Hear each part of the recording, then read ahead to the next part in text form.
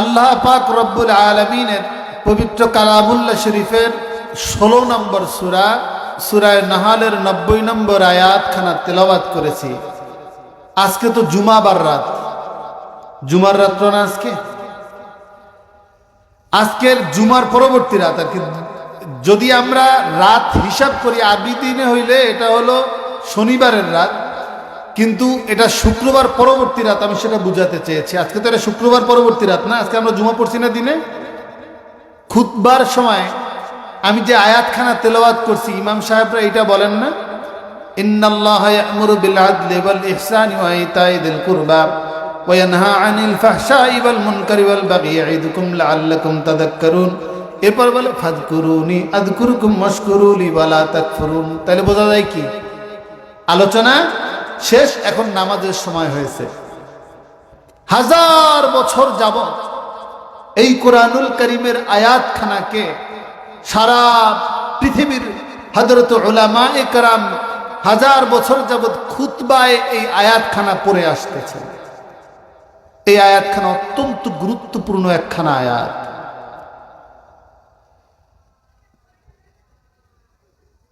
তাফসীরের মধ্যে যতগুলো তাফসীর আছে, সমস্ত তাফসীরের মাথা, সমস্ত তাফসীরের মূল তাফসীর বলা হয় হযরত আব্দুল্লাহ ইবনে আব্বাস রাদিয়াল্লাহু তাআলা আনহু, রাসূল আকরাম সাল্লাল্লাহু আলাইহি সাল্লাতু ওয়াসাল্লামের চাচাতো ভাই, ওনার করা কোরআনুল কারীমের প্রথম তাফসীর।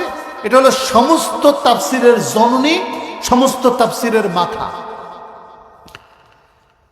এই তাফসীরে ইবনে আব্বাসের ভিতরে হযরত আব্দুল্লাহ ইবনে আব্বাস রাদিয়াল্লাহু তাআলা আনহু বলেন, এই আয়াত সম্পর্কে আব্দুল্লাহ ইবনে মাসউদ রাদিয়াল্লাহু তাআলা আনহু বলেন, হাদা আয়াতুন জামিউল কালাম। এই নাহলের ভিতরে সেই শিক্ষা আছে, তাম কোরআনুল কারীমে যেই শিক্ষা আছে সূরা নাহলের ভিতরে সেই শিক্ষা আছে। চিৎকার মেরে একবার বলি আল্লাহু আকবার, জোরে বলি আল্লাহু আকবার। এই আয়াতখানা যখন নাজিল হয়, এই আয়াতের সঙ্গে সংশ্লিষ্ট 3টা ঘটনা খুব প্রাধান্য। তাফসীরের কিতাবে হাবিব রাসূল আকরাম সাল্লাল্লাহু আলাইহি সাল্লাতু ওয়াসসালামের একজন বন্ধু, যিনি রাসূল আকরাম সাল্লাল্লাহু আলাইহি সাল্লাতু ওয়াসসালাম যখন তার উপরে আল্লাহ কোরআনুল কারীম নাজিল করলেন, তিনি সর্বপ্রথম নবুয়তি লাভ করলেন। এই নবুয়তি লাভ করার পরে আল্লাহ পাক রব্বুল আলামিনের পক্ষ থেকে যখন তিনি মানুষের কাছে দ্বীনের দাওয়াত পৌঁছানো শুরু করলেন, তার কাছের মানুষ, কাছের বন্ধু, পৃথিবীর মধ্যে সর্বপ্রথম পুরুষের মধ্যে মুসলমান হওয়া, ইসলাম গ্রহণ করা ব্যক্তি হলেন হযরত আবু বকর রাদিয়াল্লাহু তাআলা আনহু। মহিলাদের মধ্যে সর্বপ্রথম ইসলাম কবুল করলেন আম্মা জান হযরত খাদিজাতুল কুবরা রাদিয়াল্লাহু তাআলা আনহা। বাচ্চাদের মধ্যে সবচেয়ে কম বয়সী ইসলাম কবুল করলেন হযরত আলী রাদিয়াল্লাহু তাআলা আনহু। রাসূলের খুব কাছের বন্ধুদের মধ্যে অনেকেই বন্ধুত্বের খাতিরে ইসলাম কবুল করেছেন। এর মধ্যে একজন ছিলেন হযরত উসমান ইবনে মাজউন রাদিয়াল্লাহু তাআলা আনহু। সাহাবীর নাম কি? উসমান ইবনে মাজউন রাদিয়াল্লাহু তাআলা আনহু। ইনি কিন্তু ইসলামের ৩য় খলিফা, রাসূলের জামাতা যুন্নুরাইন হযরত উসমান ইবনে আফফান নয়। তিনি হলেন আফফানের ছেলে উসমান, আর ইনি হলেন মাজউনের ছেলে উসমান। উসমান ইবনে মাজউন রাদিয়াল্লাহু তাআলা আনহু রাসূলের প্রায় সমবয়সী, বাল্যকালের বন্ধু। কোন সময়ের বন্ধু? যখন আল্লাহর হাবিব রাসূল আকরাম সাল্লাল্লাহু আলাইহি সাল্লাতু ওয়াসসালাম, নাম জানেন? হিলফুল ফুজুল। সংগঠনটার নাম কি? হিলফুল ফুজুলের কাম কি ছিল? 1 নম্বরে ওই মক্কা নগরীতে চুরি, ডাকাতি, রাহাজানি, ছিনতাই এগুলোর থেকে বিরত রাখার জন্য মানুষদেরকে এরা একটা পদক্ষেপ নিত। এরা আর কি করত? ওই সময়ে ব্যবসায়ী কাফেলাদেরকে সেফটি দিয়া ব্যবসার জন্য নিয়ে যাইত, যাতে ডাকাতরা আক্রমণ কবুল করছে মন থেকে নয়। তো একদিন উসমান ইবনে মাযউন রাদিয়াল্লাহু তাআলা আনহু ইনি যাচ্ছেন বাজারের দিকে, রাসূল আকরাম সাল্লাল্লাহু আলাইহি সাল্লামের বাড়ির উঠানের সামনে দিয়া তুললেন, আসমানের দিকে তাকাইলেন। তাকাইতে তাকাইতে আস্তে আস্তে আস্তে আস্তে আসমান থেকে আল্লাহর হাবিবের ডান দিকে মাটির দিকে নজর করলেন, ডান দিকে কানটা হেলায় দিলেন।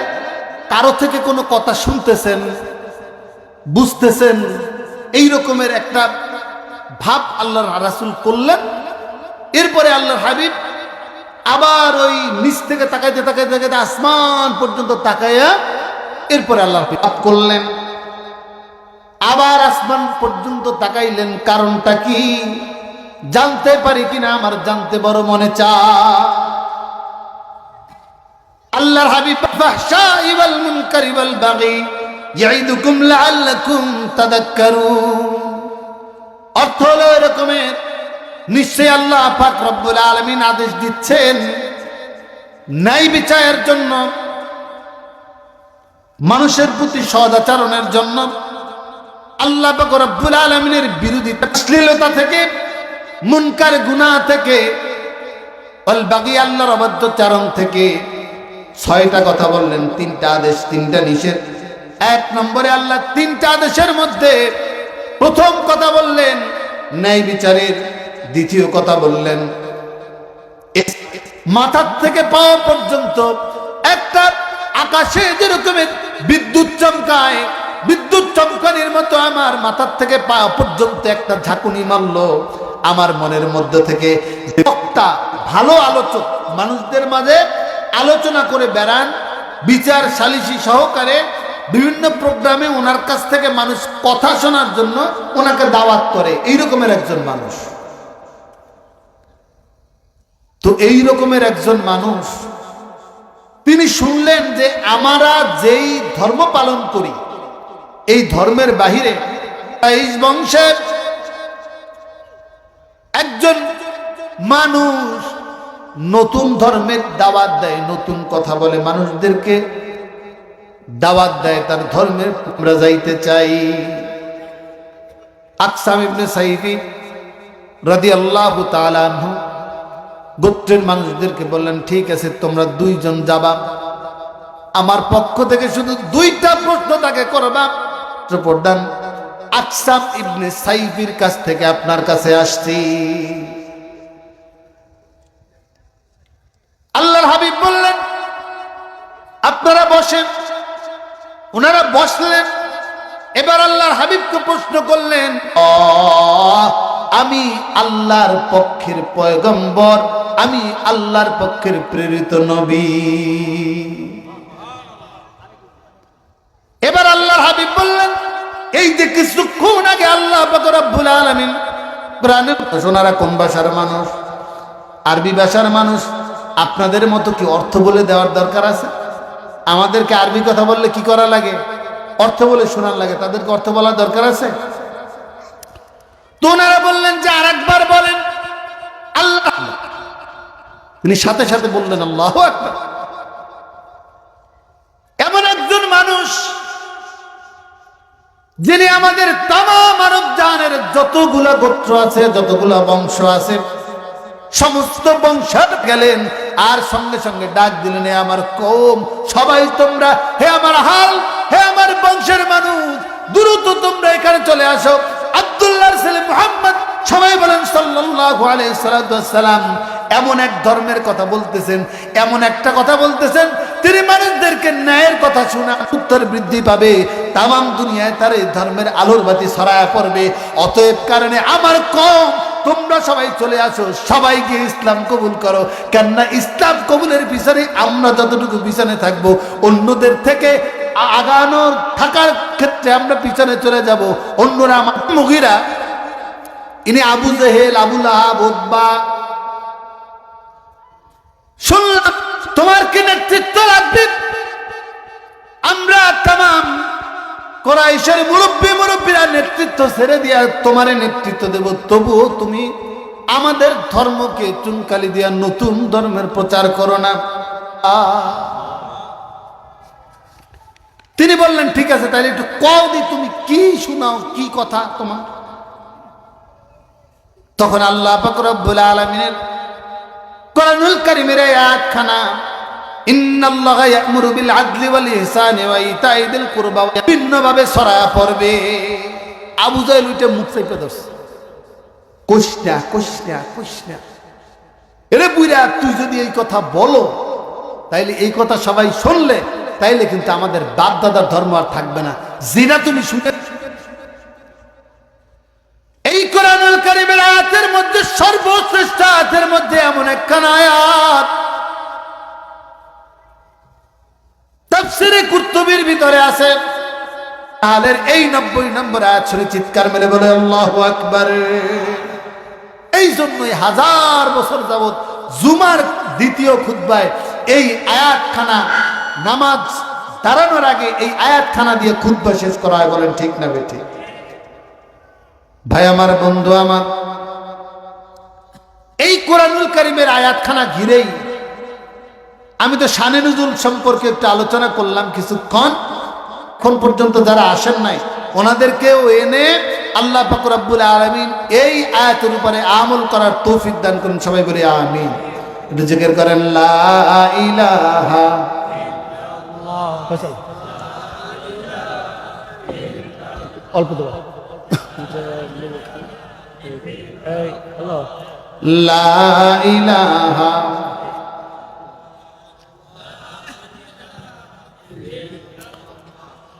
আসমানের মালিক যেই আল্লাহ, জমিনের মালিক সেই আল্লাহ। লা ইলাহা লা ইলাহা ইল্লাল্লাহ মুহাম্মাদুর রাসূলুল্লাহ। আল্লাহু আল্লাহ আল্লাহু আল্লাহ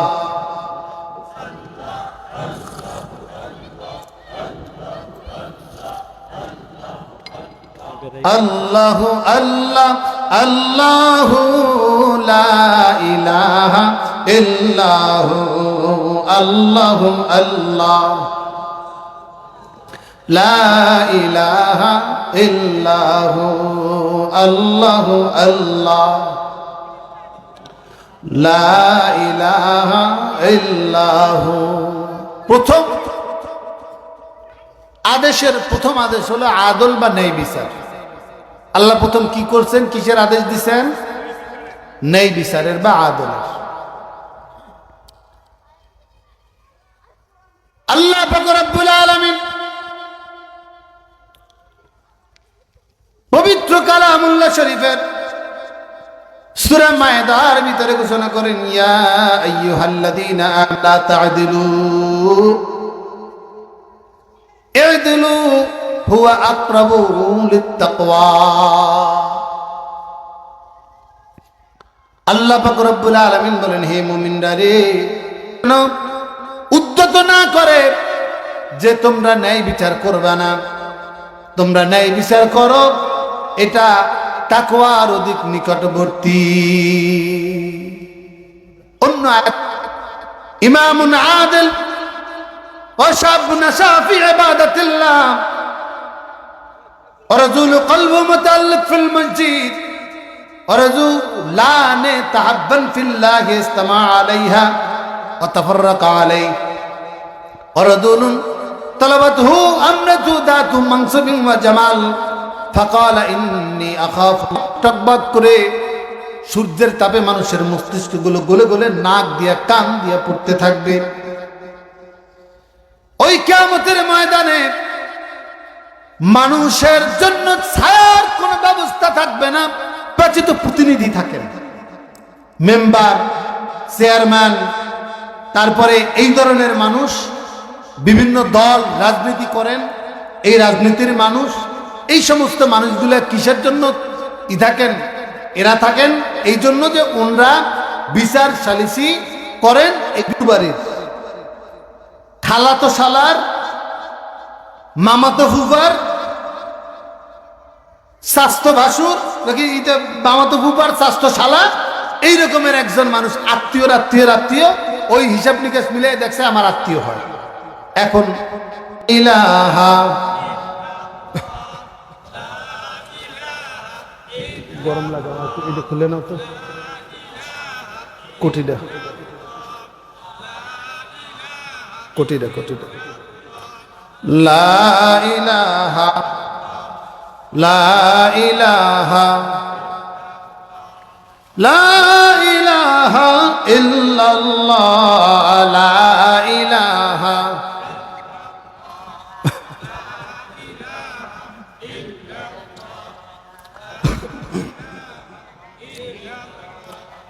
লা ইলাহা ইল্লাল্লাহ লা ইলাহা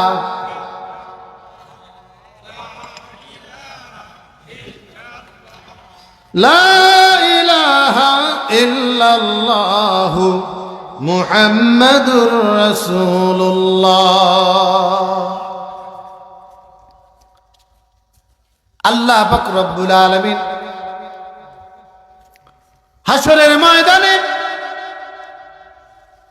তার আরশের ছায়ার নিচে যেই সমস্ত মানুষদেরকে ছায়া দিবেন, সর্বপ্রথম ছায়া দিবেন যারা ন্যায় বিচার করে, যারা আদল করে, যারা আদেল, যারা ন্যায় বিচারক, তাদেরকে আল্লাহ পাক রব্বুল আলামিন আরশের নিচে ছায়া দিবেন। অতএব কারণে আমরা যখন বিচার সালিসি করব, এই বিচার সালিসির ব্যাপারে আমাদেরকে সতর্ক হওয়া লাগবে। অন্য হাদিসের মধ্যে আছে আন আবি বুরদাতা আন আবিহি আন্না নবী সাল্লাল্লাহু আলাইহি সাল্লাম قال القضاة ثلاثات قاضيان في النار وقاض في الجنة। আল্লাহর হাবিব বলেন বিচারকরা তিন ভাগ হয়। দুই দল বিচারককে আল্লাহ পাক রব্বুল আলামিন জাহান্নামে নিক্ষেপ করবেন, আর একদল বিচারককে আল্লাহ জান্নাতের মধ্যে প্রবেশ করাবে।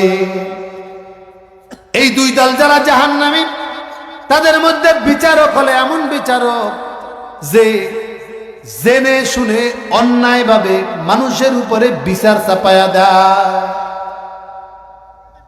এই যে গত 16টা বছর আলেম ওলামা, বিরোধী পার্টি, বিরোধী দল এদেরকে মুখ চেপে তারার জন্য গলা চেপে শাস্তি ভোগ করেছে, মিথ্যা শাস্তি। এই মিথ্যা শাস্তি ভোগ করার কারণেও ওই না বুঝা ওয়ারদাদ আদাউদি বুঝা, শুধু উদ্দেশ্য প্রণীত ভাবে না বুঝাও যদি কারো উপরে জুলুম,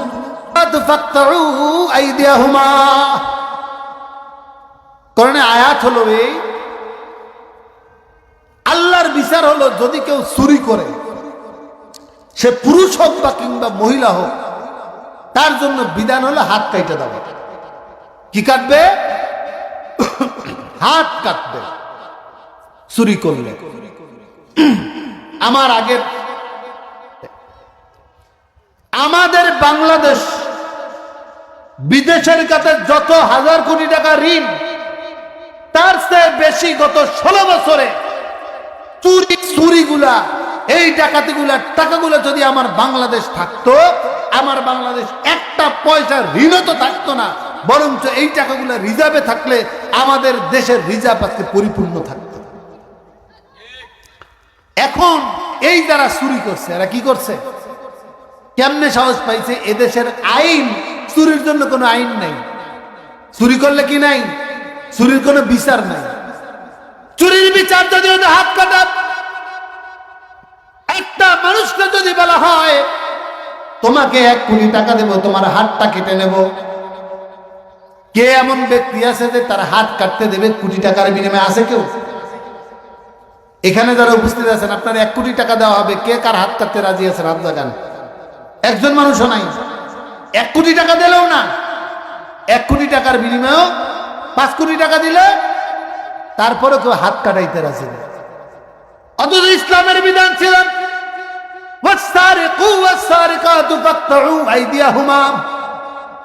চোর পুরুষ হোক আর নারী হোক, সে যখন চুরি করবে বিষয়টা প্রমাণিত হবে। চুরি খাওয়ার পর ধরা খাইলে এই বিচারের ফয়সালায় প্রমাণিত চোরের জন্য আল্লাহ পাক রব্বুল আলামিনের বিধান হলো হাত কাইটা দেওয়া। একটা হাত কাটছে, আবার চুরি করছে, ক্রোশ তার বিপরীতের পাওটা কাইটা দেওয়া। এরপরও চুরি করছে, আরেকটা হাত কাইটা দেওয়া। আবার চুরি করছে, বিপরীত পাশের ওই পাওটারেও কাইটা দেওয়া। এর এরপরেও যদি চুরি করে, পঞ্চমবারে আল্লাহর বিধান হলো এরপরে ওর গর্দানটারে কাইটা তারপরে আলাদা করে দেওয়া। হাত যদি কারো কাটা হইতো, সমাজের মধ্যে এমপি হইতে পারতো, হাত কাটা চোরা কন চুরি করে ধরা খাইছে, হাত কাটা চোরা এমপিতে দাঁড়াইতে পারতো? তাতে মানুষ কইতো যে হাত কাটছে চুরি করে মেম্বার হইতে পারতো, চেয়ারম্যান হইতে পারতো। কেন? মানুষ জানতো যে এটা চোরা চেয়ারম্যান, এইটা চোরা মেম্বার, এইটা চোরা এমপি। তাইলে এই চোরা এমপি রে, হাত কাটা এমপি রে, পাও কাটা এমপি রে কেউ ভোট দিত? দেশে একটাও চুরি হতো না। ভাই আমার, বন্ধু আমার, কোরআনের আয়াত নাজিল হলো, এর মধ্যে ঘটনাও একটা ঘটে গেল। আম্মা জান আয়েশা রাদিয়াল্লাহু তাআলা আনহা বলেন, আন্না কুরাইশান আহম্মাতুল মারাম মারাতুল মাখজুমিয়াতুল্লাতী সারাকাত ফাকালা মান ইউকাল্লিমু রাসূলুল্লাহি সাল্লাল্লাহু আলাইহি সাল্লাতু ওয়াসসালাম। আম্মা জান আয়েশা রাদিয়াল্লাহু তাআলা আনহা বলেন, মক্কার কুরাইশ বংশের সবচেয়ে উচ্চ বংশ হল হাশিমি গোত্র, যেটা আল্লাহর হাবিব জন্মগ্রহণ করেছেন। আর কুরাইশ বংশের মধ্যে সবচেয়ে নিম্ন একটা গোত্র আছে, এই গোত্রটার নাম হলো মাখজুমিয়া গোত্র। মাখজুমি গোত্রের একজন মুহাজির নারী, যিনি ইসলাম কবুল করে মক্কা থেকে মদিনায় হিজরত করে এসেছেন, এই একজন নারী চুরির অপরাধে ধরা পড়ছে।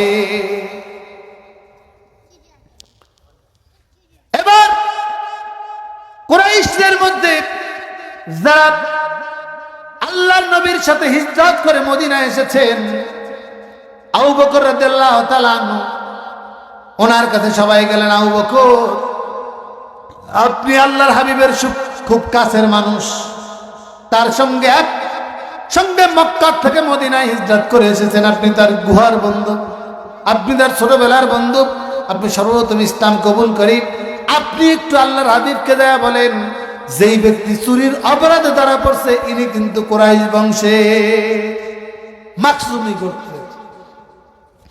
আবু বকর রাদিয়াল্লাহু তাআলা বললেন, না আমি বলতে পারবো না।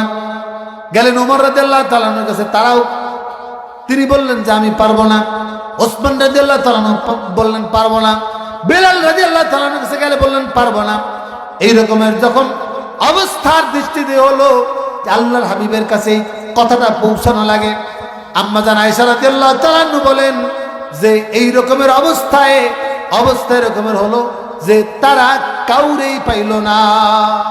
ওমাইয়াস্তারি আলাইহি ইল্লা উসামা হিব্বু রাসূলিল্লাহি সাল্লাল্লাহু আলাইহি ওয়াসাল্লাম, কথা বলার মতো কাউকেই পাইল না, একমাত্র আল্লাহর হাবিবের প্রিয় পাত্র, আদরের নাতি হযরত উসামা সারা কাউকে। উসামা আল্লাহর হাবিবের নাতি। উসামার বাবার নাম হলো যায়েদ। আল্লাহর হাবিবের পালক পুত্র যায়েদ রাদিয়াল্লাহু তাআলা আনহুর ছেলে নাম কি? Usama ibn Zayd. ছোট্ট মানুষ, ছোট মানুষদের কথা বললে শিখাইয়া দিছে মুরব্বীরা, যাইয়া আল্লাহর হাবিবের কাছে একটু বলো যে এতটুকুই তুমি বলবা যে চুরি করছে, এই চুরি করা মানুষ কোন গোত্রের মানুষ? মাখজুমি গোত্রের মানুষ। কোন গোত্রের মানুষ? মাখজুমি গোত্রের। তো হযরত যায়েদ রাদিয়াল্লাহু তাআলা আনহু ছেলে হযরত উসামা, যায়েদ রাদিয়াল্লাহু তাআলা আনহুর সন্তান, আল্লাহর হাবিবের খুব কাছের আদরের নাতি, আল্লাহর হাবিবের রানের উপরে গিয়ে বসলেন, আল্লাহর হাবিবের গলায় হাত রাখলেন, কানের কাছে মুখ নিলেন। এরপরে হযরত উসামা রাদিয়াল্লাহু তাআলা আনহু আল্লাহর কাছে, আল্লাহর হাবিবের কাছে এই ঘটনাটা জানাইলেন। সবার বক্তব্য কি? যে দাদা, আপনি যার বিচার করবেন ইনি কিন্তু মাখজুমি গোত্রের নারী। ইনি কোন গোত্রের নারী? মাখজুমি গোত্র। রাসূল করিম সাল্লাল্লাহু আলাইহি সাল্লাম ফাকাল্লামা, তিনি কথা বললেন। এরপরে রাসূল করিম সাল্লাল্লাহু আলাইহি সাল্লাম বললেন যে আতাসফাউ ফি হাদ্দিম মিন হুদুদিল্লাহ। বৈশা আল্লাহর হাবিব এই কথাটা বললেন যে তোমরা আল্লাহর বিচারের উপরে বিচার বসাইতে চাও, আল্লাহর কথার উপরে কথা বলতে চাও, আল্লাহর বিধানের উপরে তোমরা বিধান বসানোর সাহস কোথায় পাইলা?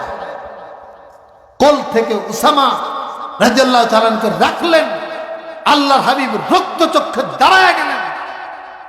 দাঁড়ানোর পরে থুম্মা কামা, এরপরে আল্লাহর হাবিব দাঁড়াইলেন, ফাখাতাবা, এরপরে আল্লাহর হাবিব খুতবা দেওয়া শুরু করলেন, বলা শুরু করলেন, ইয়া আইয়ুহান নাস ইন্নামা দাল্লা মা ক্বাবলাকুম আন্নাহুম কানু ইদা সারাকা শরীফুন তারাকুহু ওয়া ইদা তারাকা দাঈফু ফীহিম আকামু আলাইহিল হাদ ওয়াইমাল্লাহ লাউ আন্না ফাতিমা বিনত মুহাম্মাদিন সারাকাত লাকাতা মুহাম্মাদুন ইয়াদাহা। আল্লাহর হাবিব দাঁড়ায় গেলেন আর বললেন, হে লোক সকল, হে মানব সম্প্রদায়, তোমরা জেনে রাখো, তোমাদের পূর্ববর্তী জামানায় এমন হইতো, যখন কোন সম্ভ্রান্ত ব্যক্তি চুরি করত, কোন সম্ভ্রান্ত ব্যক্তি চুরি করলে সেই ব্যক্তির চুরির কোনো বিচার করা হইতো না। আর যখন কোন দুর্বল ব্যক্তি চুরি করত, এই দুর্বল ব্যক্তির উপরে চুরির বিচার করা হইতো। ওই মোল্লা, আল্লাহর কসম করে বলতেছি, লাউ আন্না ফাতিমা বিনত মুহাম্মাদিন সারাকাত, এই নারী, এনার নাম হলো ফাতিমা বিনতে আসাদ, আমি মুহাম্মদ সাল্লাল্লাহু আলাইহি সাল্লাতু ওয়াসসালাম নিজ হাতে আমার কন্যার হাতটাকে কেটে দ্বিখণ্ডিত করে দিতাম।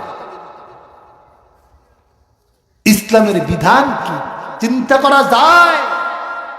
কল্পনা করতে পারেন? আল্লাহ পাক রব্বুল আলামিন तमाम পৃথিবীর মানুষের জন্য লা ইল্লাল্লাহ